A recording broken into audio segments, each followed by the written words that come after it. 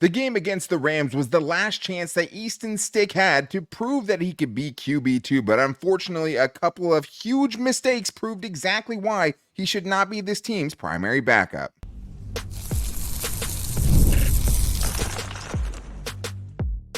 You are Locked On Chargers, your daily podcast on the Los Angeles Chargers. Part of the Locked On Podcast Network, your team every day. What is up, and welcome into the Locked On Chargers podcast. I'm your host, Daniel Wade, joined as always by my co-host, David Drogemeyer, and we've been covering the Chargers together now for 9 seasons, but this is our 7th year as the host of the Locked On Chargers podcast, bringing you your team every day. Thank you guys, as always, especially after a game, for making us your first listen. We appreciate the everydayers out there, and to make sure that you never miss the show, go subscribe or follow for free on the Locked On Chargers YouTube channel and listen wherever you get your podcast from. David, what do we got today? Well, Daniel, after watching the Chargers' second preseason game, I am now convinced that the Chargers' backup quarterback is not on the current 90-man roster. And we got to talk about the offensive standout performances. And you look at the box score and you might say, Quentin Johnston, why is he standing out? But it's definitely because he showed that he does have the hands. And on defense, Deane Leonard was all over the football field and even snagged an interception in the end zone. It was awesome seeing that. And I think the great thing about this game is that we can actually feel like we can have a fun time on this episode, because there were some standout performers, even though neither one of the quarterbacks absolutely went off, right? But today's episode is brought to you by FanDuel. Now through September 22nd, all FanDuel customers can bet $5 and get a 3-week free trial of NFL Sunday Ticket from YouTube and YouTube TV. Visit FanDuel.com/lockedon to get started. David, the biggest thing kind of that came to my mind after Easton Stick's game on Saturday was just not enough, not good enough. And that's what we talked about on Friday's show. To me, I had said this to me is his last chance, because just doing it, just balling out in preseason week 3 wouldn't be enough to convince me this dude should be the primary backup for this team. But I truly feel like, hey, if he went out there and played lights out against the Rams and then went out and played lights out again next week, I could feel somewhat better. I could at least stomach it a little bit more. But unfortunately, it was 2 critical mistakes that ended up dooming what Easton Stick did, because he actually had a better game. Like, it doesn't feel like it in some ways, but 8 of 13, 85 yards, 6.5 yards per attempt, which is fine. 48.6 passer rating, because he had a bad interception.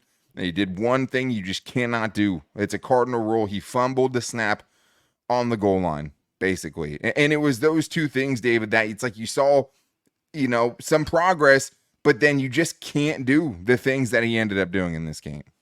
You especially can't do those things when you don't have any other touchdowns to speak of, like at all in any of your performances. Like for me, it was 1 step forward and then 2 steps back. That's just what it seemed like when you're watching Easton Stick. And to me, like, if you are not making plays and you're not making good throws and you are coughing the football up and you're giving it away, that is inexcusable. You just can't have that. And especially when we're talking about the primary backup quarterback for a team that their primary quarterback is coming back from injury, it's not good enough. I can't feel comfortable. You can't feel comfortable. No Charger fan can feel comfortable going into the season with Easton Stick as the primary backup quarterback, Daniel. I did not like the performance. And, when you don't score and you give up the football twice, that just cements what my feelings are for Easton Stick.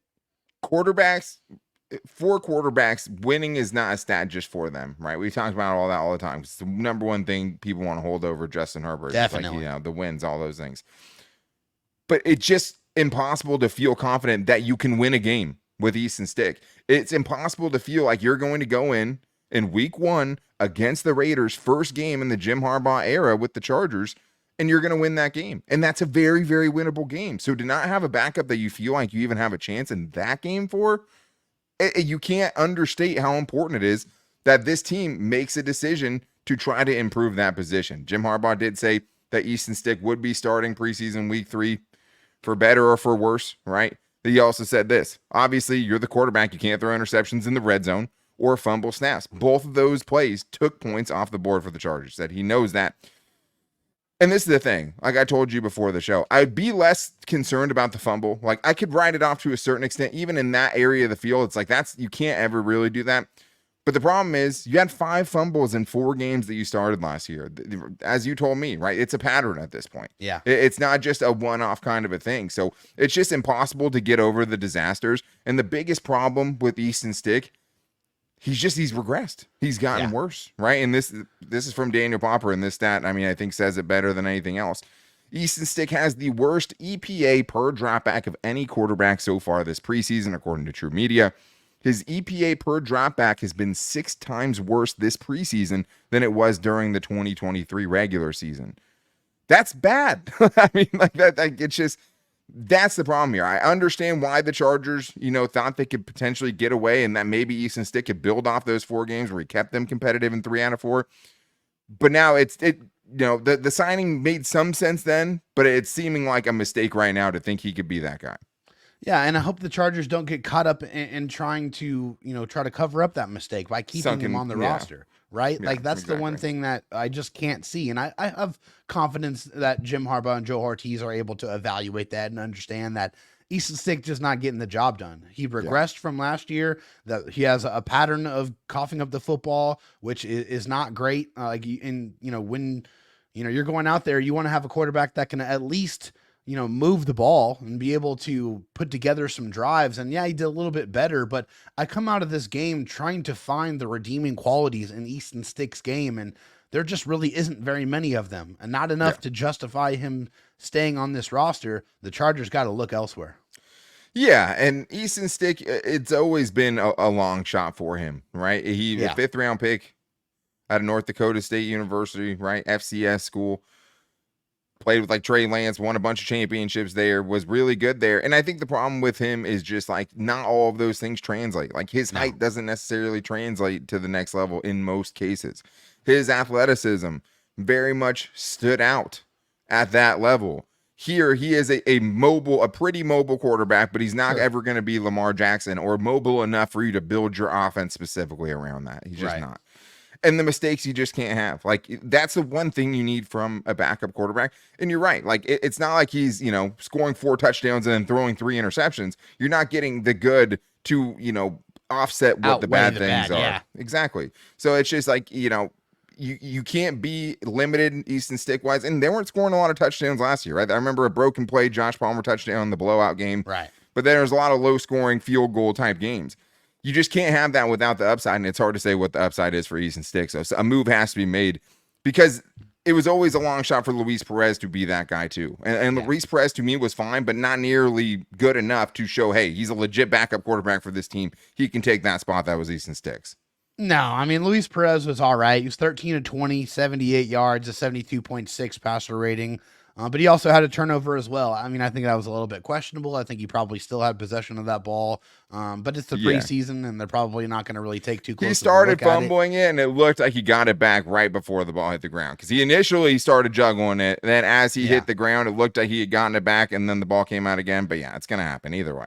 Yeah, and I mean, he had one decent completion. It was to Quentin Johnston on that kind of 19-yard comeback route. Like that was a good play. That was an explosive play for for the most part. So, but besides that, it was just okay. It still to me feels like this guy just got here, and it's because he did just get here. I think there's still a work in progress, but I still feel like I like Luis a little bit more than I like Easton Stick, but I don't like either of them very much.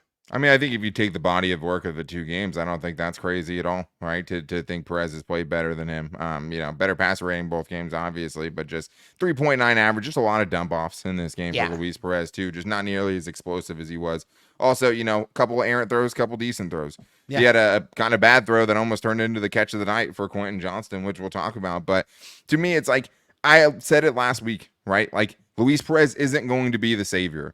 I like it. It's a good story. He could potentially be a 3rd quarterback, an emergency quarterback, something like that. But to think he was going to come in and play against the Raiders week 1 and you were going to feel good about that was always an incredibly, incredibly long shot. So we'll see what he can do. I would have loved to see if he got a chance to get that game-winning drive, through it to Cornelius Johnson, who bobbled it, maybe got it. Another really, really close play that I thought Jim Harbaugh was going to challenge, but didn't really get the chance there, and we'll see. I kind of wish he got to start next week and see what he could do with the better players on the Chargers roster. I think that would have been a fair shot for him, especially with how poorly Easton Stick played. But that's not what's going to happen. I think he'll still get a chance. I mean, he already overtook 2 quarterbacks in 2 weeks, right? With Casey Bauman and Max Duggan, who got 0 snaps in this game. But Quentin Johnston, man, has the least impressive box score. That was the most impressive game I've seen from Quentin Johnston for sure, maybe ever, potentially, with 1 catch in the game.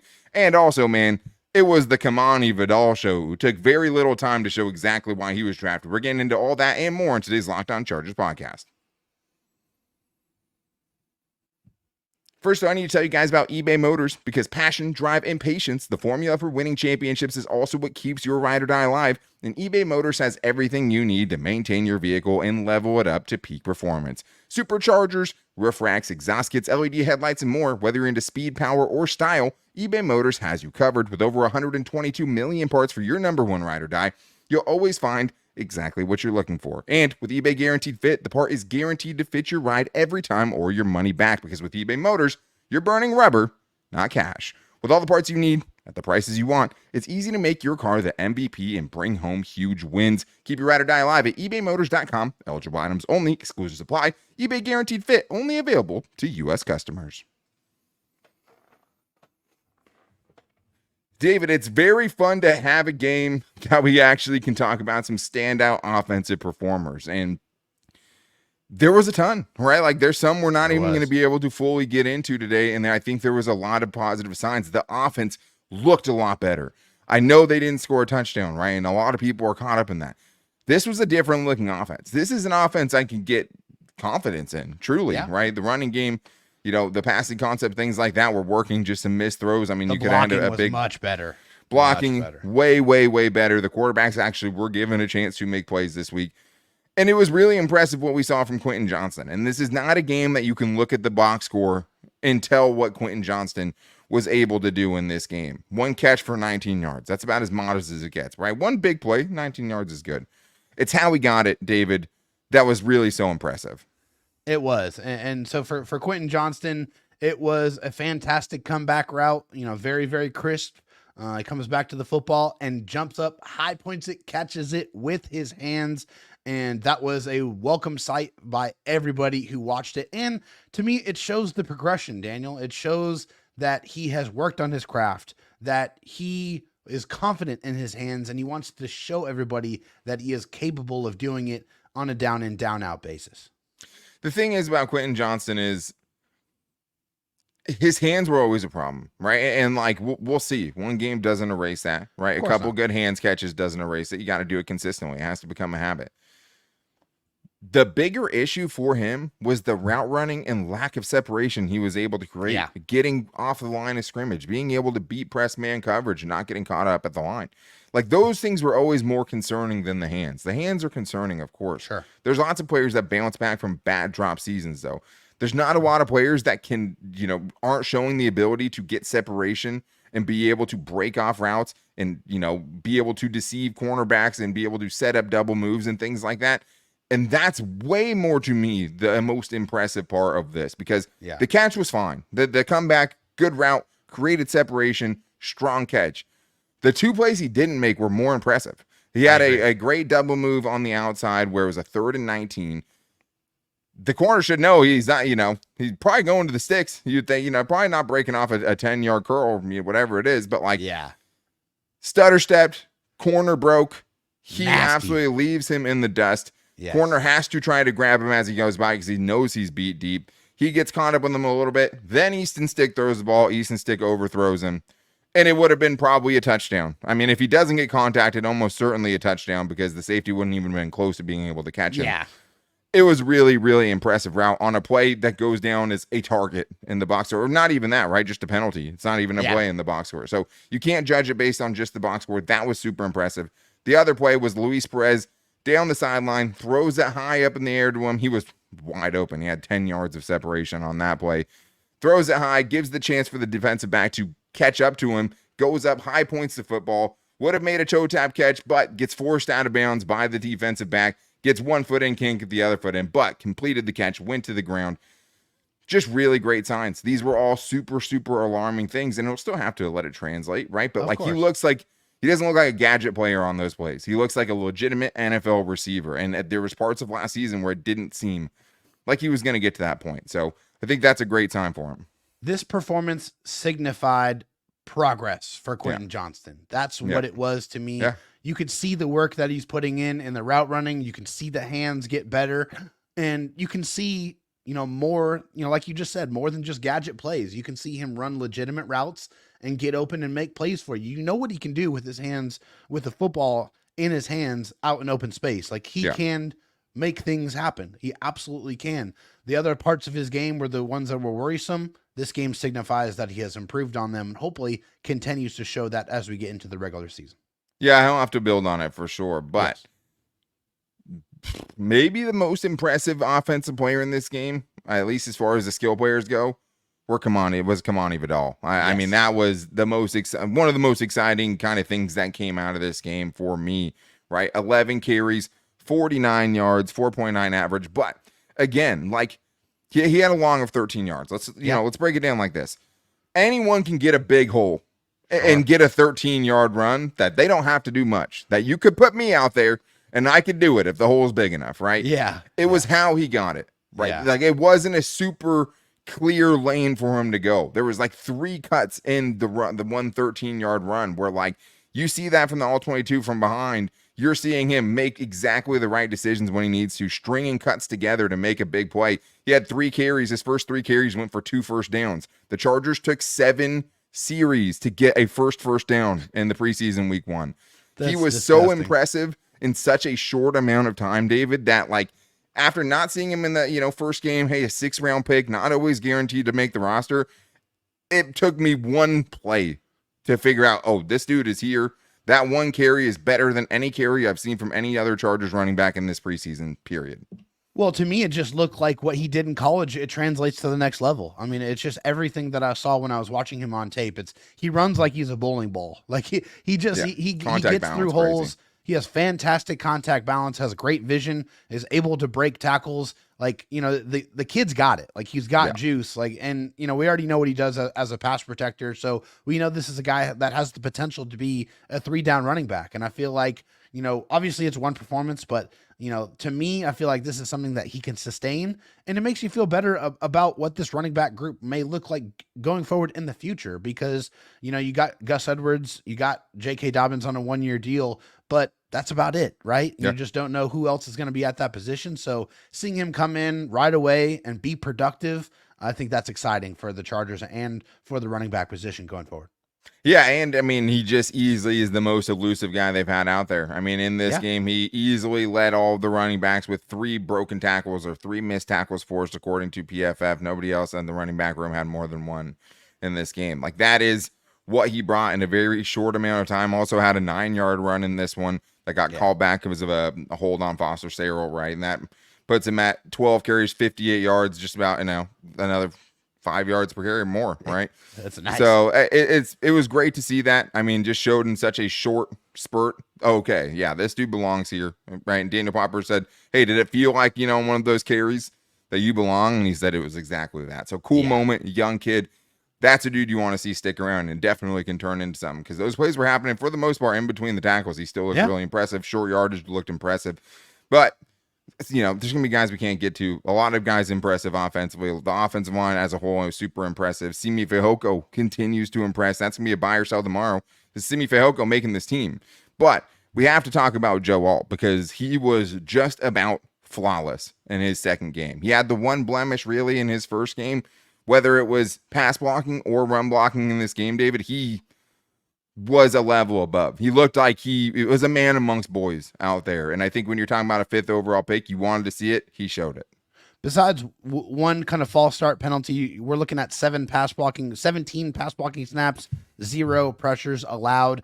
Looked like he was agile and got really good low pad level when he was in run blocking, which is extremely impressive for a man that's 6'8", almost 6'9". I think Joe Alt, like, it just shows you everything that you wanted to see. And for the people like me who had some apprehension of him being able to switch from left tackle to right tackle, he looks like he's been playing right tackle for the last few years. Kudos to him and his team for putting the work in. It shows.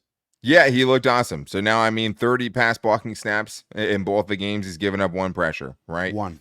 Does that mean he's going to, shut out Max Crosby in week 1? No. But what it does mean, to me at least, is he belongs. He is a legitimate, top flight offensive lineman potentially, which is what you have to be as the 5th overall pick. And also, when you have Rashawn Slater on the other side, it's what it feels like the maximum could be for that pair. To have Justin Herbert have bookend tackles that can play like that, and for Joe Alt to be switching to the right side and not look like a fish out of water, and to be shutting dudes down in his second game of live action, that's really, really impressive at an incredibly hard position to play. So Joe Alt, more of that. The entire offensive line played much, much better in preseason week 2, and it was great to see. But there were a lot of standout performers on the defense, just like in week 1. Week 2 brought more standout performances on the defensive side, and you can't start without talking about Deane Leonard, who was the most impressive player last year as far as, improvements go.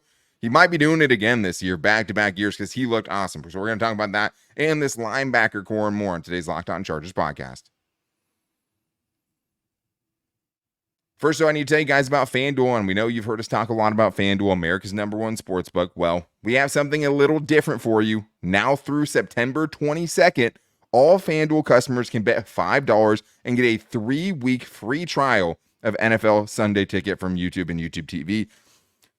It's hard to explain. It's almost like drugs. I mean, NFL Sunday Ticket, all of the games, multiple boxes, however you want it.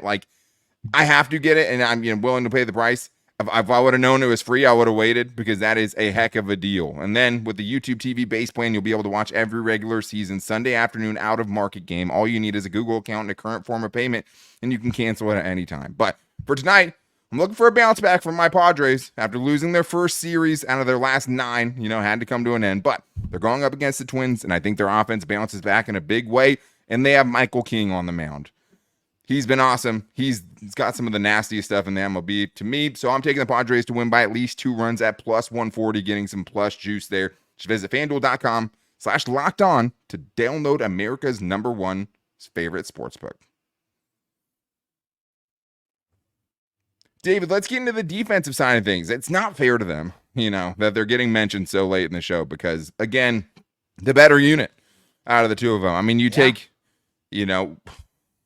no offense, you take one big play away from a guy that's not going to be making this team, the numbers look better score-wise, right? Because it was a pass interference and a long touchdown allowed by Zamari Walton that ended up giving you the score that you ended up seeing. But the defense was super impressive again, and it started with Deane Leonard, who I thought was good in week 1.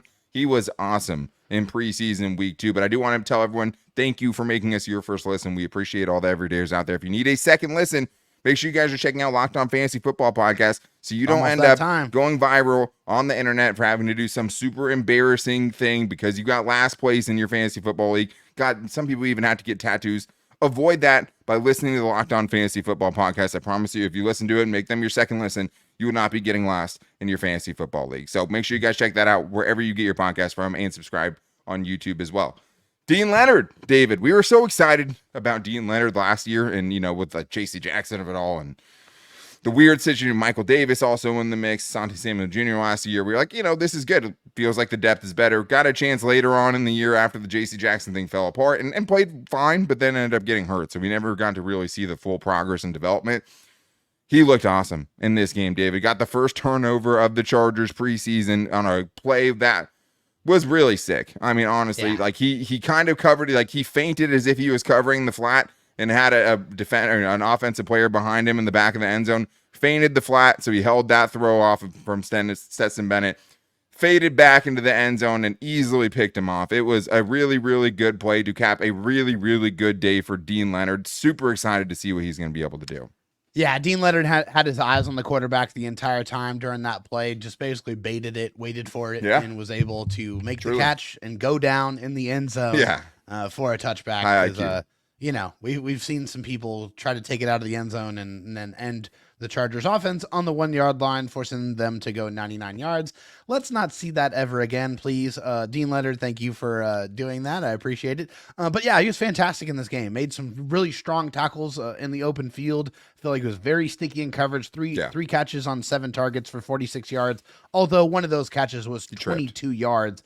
And he also had 2 pass breakups to include that interception. So he looked like he was all over the football field when I was watching him. He looked very comfortable out there. The speed was there. The understanding of the defense was there. Deane Leonard was fantastic in this football game. Yeah, and there was, 2 pass breakups in addition to the interception, right? Yes. So he had 3 total pass breakups in this one. The 22-yard play, his feet got tangled up. He was in phase with the wide receiver, had a chance to make a play on it and just tripped. Happens, right? I mean, it's hard to hold that too much against him, but they tested him again in the end zone before he ended up getting the interception. They tried to throw it his way the first time, batted the ball down. Ended up getting an interception, I believe, on the next play or 2 plays later. So, I mean, he was really, really impressive. He always had the physical tools, right? Came out as a 4.3 guy, had great size as well. The physicality was something that had to come a long way, and I love the pass breakups. I'm equally impressed by the physicality. Deane Leonard has been really physical so far. He's a great special teams player as well. His spot on this roster is a lock at this point and makes you feel really good about, the potential depth of this team. When you have him doing what he's doing, Tarheeb still had a good game in this one as well. We'll see what Cam Hart can hopefully do next week. But, David, I do want to talk about the linebackers, and it's hard to single out a single one. Denzel Perryman, Deion Henley, the 2 top graded PFF defenders in this game. And this was a PFF list, that I actually kind of agreed with defensively. I mean, the guys on there made sense for guys I thought had a good game as well. But it did feel like a little bit of a coming out for Deion Henley, who had a quiet week 1. He was all over the place in week 2. And then Denzel Perryman was doing what Denzel Perryman does best.